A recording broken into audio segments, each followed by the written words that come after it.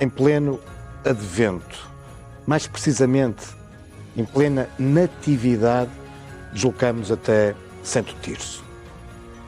A grande cidade junto ao Ave apresenta à noite a característica iluminação de Natal. Mas nesta quadra, todos os anos há motivos acrescidos para uma deslocação até Santo Tirso. Os seus presépios. E, de um modo muito especial, no edifício dos Passos de Conselho, a Exposição Internacional de Presépios.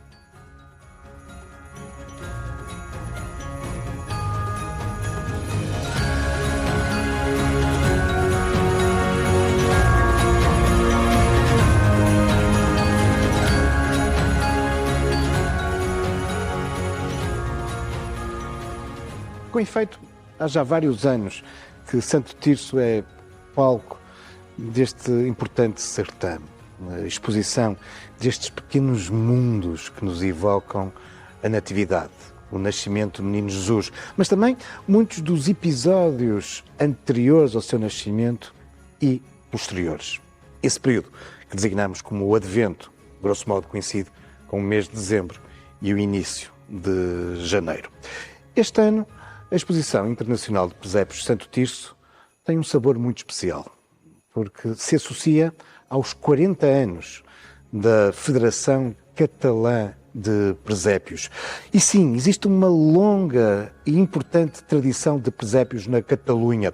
Basta dizer-vos que aquela que é considerada a mais antiga associação de presépios do mundo, a Associação de Presépios de Barcelona, foi fundada, imaginem, em 1863. E sim, são muitos dos presépios catalães que nós hoje aqui podemos observar. Os presépios, de facto, esse mundo que nos retrata a Natividade e que, segundo a tradição, nasceram há exatamente 802 anos. Com efeito, terá sido em 1223 que, em Grécia, em Itália, São Francisco, inspirado nas representações teatrais da Natividade, gente de carne e osso, mas é São Francisco que, segundo a tradição, tem então essa ideia de materializar essas representações em imagens permanentes. Nasce assim o presépio. E ao longo de todos estes séculos, muitos presépios foram surgindo, por vezes de forma muito singela, pouco mais do que a Sagrada Família, Maria, José e o Menino. Outras vezes acrescentando-lhe figuras que são quase incontornáveis, mas não obrigatórias, no presépio, como é o caso dos Reis Magos, dos pastores. Por vezes presépios com largas dezenas, centenas de imagens. Desse ponto de vista, são particularmente importantes os presépios que nos começam a surgir no século XVIII, associados ao barroco, essa arte cenográfica, teatral.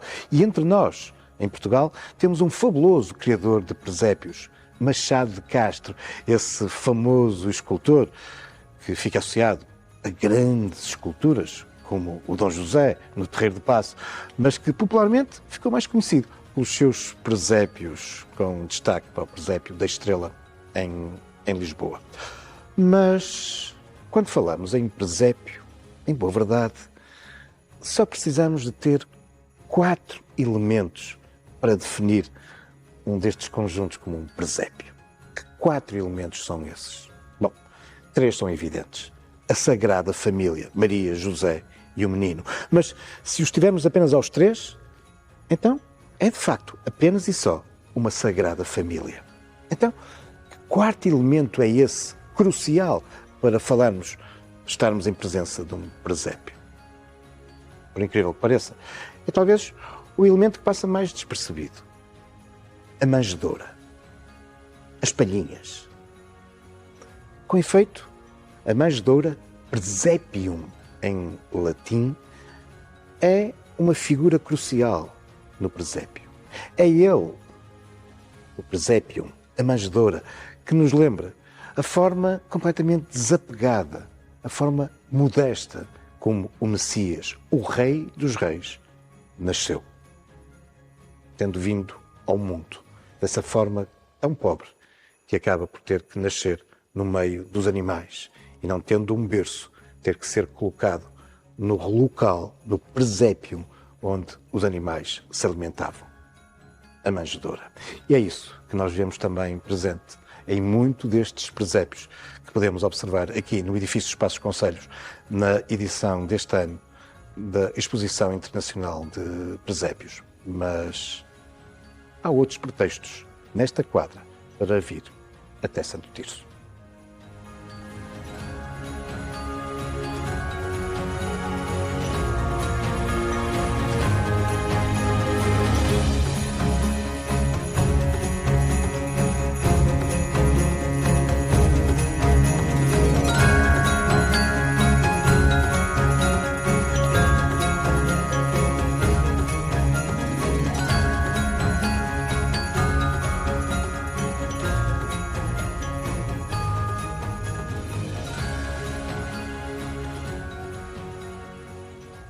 Mas durante o Advento e particularmente na Natividade temos muitos outros presépios em Santo Tirso, para além daqueles que estão expostos na Exposição Internacional, nomeadamente nas igrejas do concelho.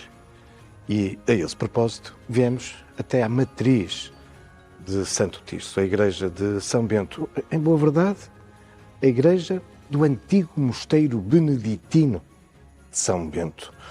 Durante séculos, das mais importantes casas monásticas no Entredouro e Minho.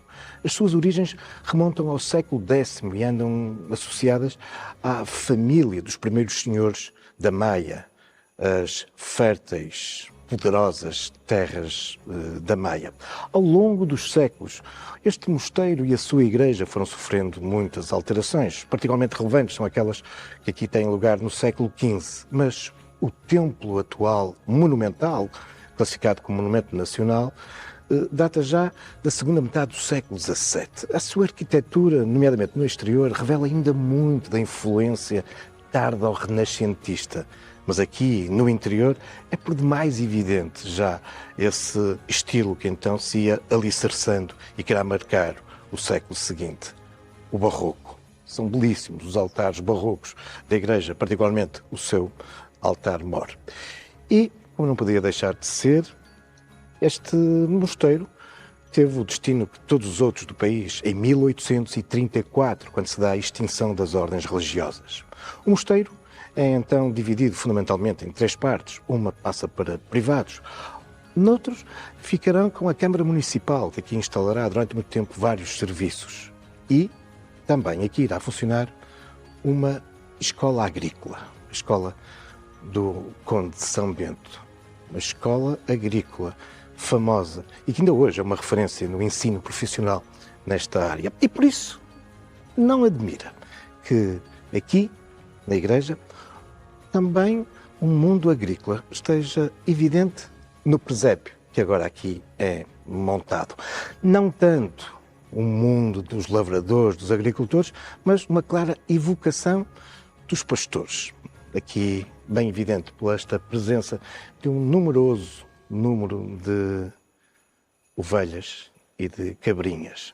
Estamos a gravar este episódio a cerca de uma semana de distância do Natal. E este presépio mantém uma velha tradição, que é das principais personagens do presépio, incluindo o Menino Jesus, só mesmo no Natal, na noite de Natal, aqui será colocado nas palhinhas. Mas a presença destes animais, a presença destas ovelhas, evoca-nos também um episódio importante relacionado com a natividade, a adoração dos pastores.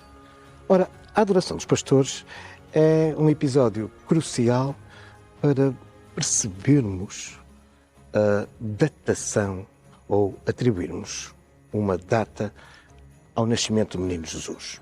Dir-me-ão, mas então não nasce de 24 para 25 de dezembro? Bom, em boa verdade, essa é uma data que foi escolhida pela Igreja nos Evangelhos. Nada nos indica qual foi a data de nascimento do Menino Jesus. E a escolha desta data pela Igreja, coincidente com o solstício de inverno tem uma clara intenção, a de cristianizar uma festa muito anterior ao cristianismo. Este momento em que entra o inverno e que desde sempre, em muitas culturas e outras religiões pagãs anteriores ao cristianismo, tinham lugar nesta altura do ano, particularmente no Império Romano, onde nasce e emerge o cristianismo. Eram festas muito populares e, por isso, para as combater, a Igreja escolheu exatamente esta data, a entrada do inverno, para calendarizar o nascimento do menino. Mas isto tem um enorme simbolismo, porque, como bem sabemos, apesar de estarmos a entrar no inverno, é também a partir desta noite que o dia se vai impor à noite. Os dias começam a crescer. E por isso, que melhor data do que esta, em que a luz triunfa sobre as trevas para assinalarmos o nascimento de Cristo. E perguntar-me-ão, sim, mas o que é que tudo isso tem a ver com a adoração dos pastores? Pois bem, vários investigadores, pensadores, o próprio Papa Emérito Bento XVI assumiu isso num pequeno estudo que fez sobre a vida de Jesus, que, apesar de nos encontrarmos bem a sul, na Palestina, a verdade é que nesta altura do ano faz frio, muito frio nas montanhas, chega a nevar intensamente e por isso, nesta altura, não existem pastores nas montanhas.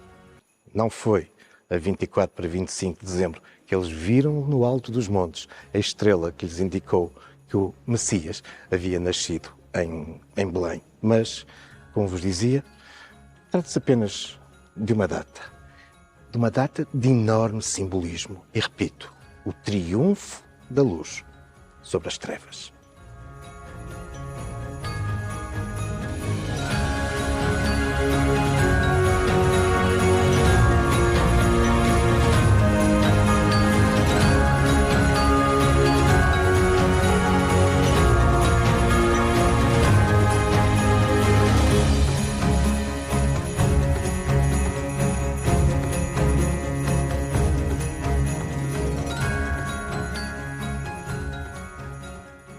Saímos do centro da cidade de Santo Tirso e dirigimos até Fontiscos, São Bartolomeu de Fontiscos. É uma igreja muito recente, do século XX. Em boa verdade, o projeto data de 1969 e a construção prolongou-se até à década de 80, embora alguns apontamentos artísticos sejam também posteriores. Uma igreja claramente inspirada nas orientações arquitetónicas decorrentes do Concílio Vaticano II. Já não temos uma igreja-salão que tinha caracterizado a construção dos templos durante séculos, mas agora uma igreja auditório, aproximando mais a comunidade, os fiéis, do espaço mais sagrado, nomeadamente da zona do altar. E é aqui que nós também, por estes dias, encontramos um presépio que reforça o ambiente da natividade e onde podemos também aqui presentes referências à adoração dos pastores, mas também uma outra cena marcante em relação à natividade, a adoração dos magos. Ora, a ida dos magos a Belém tem um enorme significado. Representa o cumprir de uma profecia. Os profetas, os velhos profetas, exarados no Velho Testamento, haviam dito que quando o Messias nascesse, quando o Rei dos Reis chegasse ao mundo, os reis de todo o mundo o iriam adorar. Ora, é exatamente isso que representa a ida dos magos a Belém. Os reis de todo o mundo adorar o Messias que nasceu. Mas o que é interessante é que se pegarmos no Novo Testamento, nos Evangelhos, na descrição da ida dos magos a Belém, em lado nenhum está escrito que eles são 3. Dir-me-ão, mas são 3. Também Nas Escrituras está escrito que eles levaram ouro, incenso e mirra. É verdade que sim, mas em lado nenhum está lá escrito que um levava ouro, que outro levava incenso e que outro levava mirra. Então, porquê 3? Bom, tem exatamente a ver com este simbolismo. Porque se, como há pouco vos dizia, os presépios nascem a partir da Idade Média, quando se montam os primeiros presépios na Europa, nessa época, o mundo, na percepção dos europeus, era constituído por 3 partes. As 3 partes do mundo: a Europa, a Ásia e a África. E por isso, se eles representavam os reis de todo o mundo, tinham que representar as 3 partes do mundo. Por isso é que um deles é negro, porque representa exatamente o continente africano. O que é interessante é que quando chegamos, por exemplo, ao século XVIII, autores eruditos como Machado de Castro, que há pouco também referimos, sabendo deste significado, acabarão por colocar no presépio um 4º rei mago. Ainda não há consciência que existe a Oceania, mas que um novo mundo existe, as Américas, isso era por demais conhecido. E por isso, nesses presépios barrocos do século XVIII, nesta interpretação erudita, muitas vezes vemos não 3, mas 4 reis magos.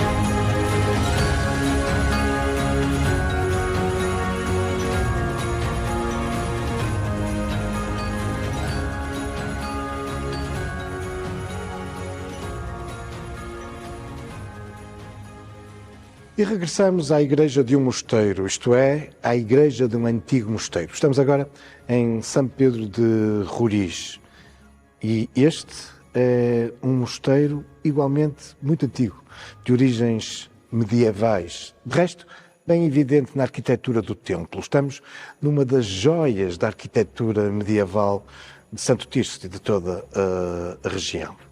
O mosteiro de São Pedro de Roriz sabemos que nasce antes ainda da nacionalidade, no século XI. Já no século XII vai ter um certo protagonismo quando o rei Afonso Henriques vai doar esse mosteiro aos crúzios, isto é, aos religiosos do mosteiro de Santa Cruz de Coimbra, um importante projeto religioso e cultural de Afonso Henriques. Acabará por estar na origem do que mais tarde virá a ser a Universidade de Coimbra. Os cruzes, Santa Cruz de Coimbra, que dessa forma introduzem neste mosteiro a ordem, as regras de Santo Agostinho. E são exatamente os religiosos agostinhos que irão, nesse século XII, prolongando-se pelo século XIII, erguer este fabuloso templo, que por isso nos demonstra bem aquilo que era a arquitetura, o estilo artístico então dominante, o românico. Embora aqui nos apareçam já alguns apontamentos que nos indiciem aquele que virá a ser depois o estilo seguinte, o gótico. Bom, mas também aqui, por estes dias, encontramos um presépio e onde para lá do espaço da Sagrada Família, também aqui, ainda sem o Menino Jesus, que só será colocado mesmo na noite de Natal, podemos ver uma série de outras figuras habituais no presépio, incluindo o boi e a mula. O boi e a mula, que importa frisar, como fazíamos no início deste episódio, que nos reforçam a ideia da origem humilde, pobre, desapegada do Rei dos Reis. Cristo nasce num estábulo, no meio dos animais. É de um enorme simbolismo, por isso, a presença do boi e da mula, que nos recordam exatamente isso. O Messias a nascer num estábulo. O Messias colocado na manjedoura, no local onde os animais se alimentam. E a presença do boi e da mula dá origem a algumas curiosas tradições e explicações. Por exemplo, de que os dois estão ali curiosos a olhar para o menino e como que a aquecê-lo. Bom, isso até pode ser válido para o boi com algum espírito paternal, mas a tradição, uma velha tradição que nós vemos representada desde a Idade Média e muitos outros períodos, através de esculturas, de pinturas, uma tradição que de algum modo caiu no esquecimento, indica-nos que, contudo, a mula, ao contrário do boi, não está assim tão curiosa com o menino, não está assim tão empenhada num espírito maternal de cuidado da criança que agora nasceu. Aliás, o que se diz é que a mula vai aproveitando a distração da Virgem para ir mordiscando as palhas na manjedoura. Reparem, se me permitem a expressão, a manjedoura, o sítio onde os animais manjam, comem, e por isso literalmente o menino caiu-lhe na sopa. Mas a mula não está preocupada com isso e vai comendo as palhinhas, e Maria vai afastando o animal, mas assim que a mula encontra a Virgem de novo distraída, uma vez mais recolhe e come as palhinhas. E esta cena repete-se várias vezes, até que, apesar de ser a Santa, a Virgem, Maria, zangada, lança uma maldição sobre a mula, e que é: se não sabes tomar conta de uma criança, se não sabes cuidar de um recém-nascido, então nunca serás mãe. E esta é a explicação popular para as mulas não procriarem. Claro que nós sabemos, do ponto de vista científico, que a mula é um híbrido, resulta do cruzamento de um cavalo com uma burra, de uma égua com um asno, mas isso é o que diz a ciência. Porque a esterilidade da mula, popularmente, é explicada desta forma, pela maldição de Maria, porque a mula não sabia cuidar do menino. Enfim, há, a propósito dos presépios, muitas outras curiosas tradições. Mas isso são já outros factos. Também algumas lendas. Futuros caminhos da história.